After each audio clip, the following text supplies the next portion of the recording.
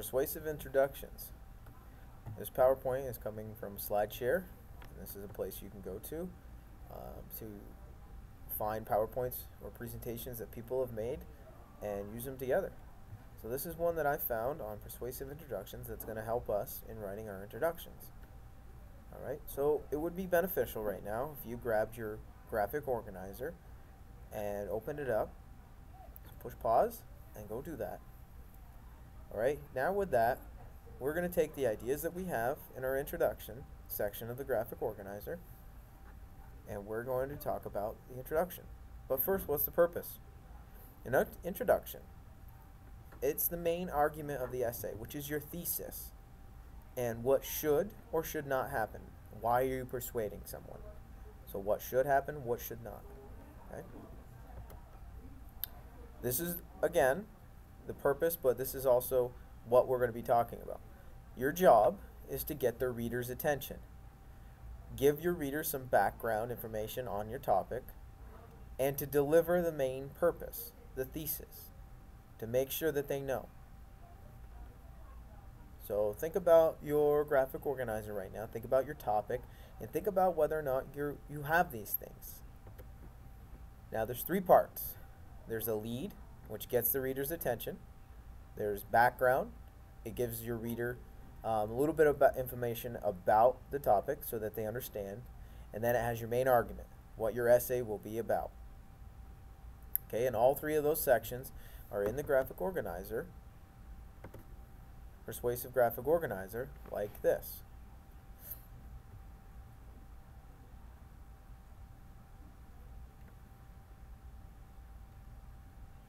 Okay, all of those are right in here in the examples as well. We talk about these. Okay.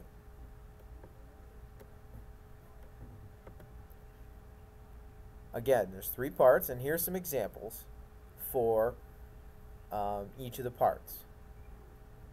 So to get your reader's attention, you can ask a question, which is one strategy. How can you shock your readers or get their attention? So that's really, if you notice, they're asking you a question, but in reality, they're asking you, how can you do that? How can I get the reader's attention? You can ask a question, or you can make a bold statement, and then relate the lead to the rest of the essay. Now your background, what the reader needs to know. So what is your essay going to be about, and what's going on right now?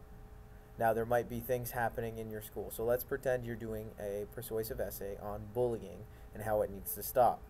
You can say in the background that bullying is happening in schools today, and it's a big problem. So that's like what's going on right now. And then finally, your thesis is your main argument. What should or what should not happen? So my main argument is bullying needs to stop. Now, if you remember, we talked about earlier, that's also your claim. That is what you are claiming to need to have to be done. Now, here's two strategies. Okay, so bear with me and think about right now. What I want you to do is look at your graphic organizer, see if you have any of these methods. And then as we talk about this, as we talk about the persuasive lead strategies, I want you to push pause and go and try it. Maybe put down a couple ideas, put down a question, put down something that could work for yours. Okay? So I'm going to read the persuasive lead strategy part 1.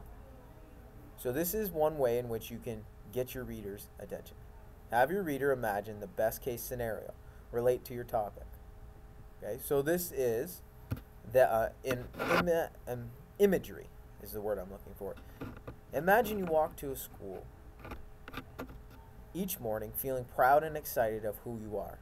You get to express yourself and your creativity with how you talk, the schoolwork you do, and even the clothes you wear. However, this can't really happen right now. Have your reader imagine the worst case scenario. Imagine you're the parent of a 6th grader. Every day, after working long hours to benefit your family, you have to wash your child's uniform so that she can look nice for school the next day. After a while, you realize that you could have bought 2 new outfits for your daughter with all the money you've spent on laundry detergent. This is what EPACS parents deal with every day. Okay, so those are the best case scenario, and that's the worst case scenario. Those are strategies. You get the reader involved by having them think. Strategy number 2 is ask a question. Have you ever wanted to express yourself but couldn't? This is how students with uniforms feel every day. Have you ever thought that there are tons of rules out there that don't make sense? There is at least one example of a nonsense rule at our school, the dress code. The so what sentence hints at the topic of the essay but probably doesn't say it directly. That's what the background is for. Okay? So those are 2 strategies for getting your lead out there. Imagery and or ask a question. Be ready to practice this when you come in tomorrow with these 2 strategies.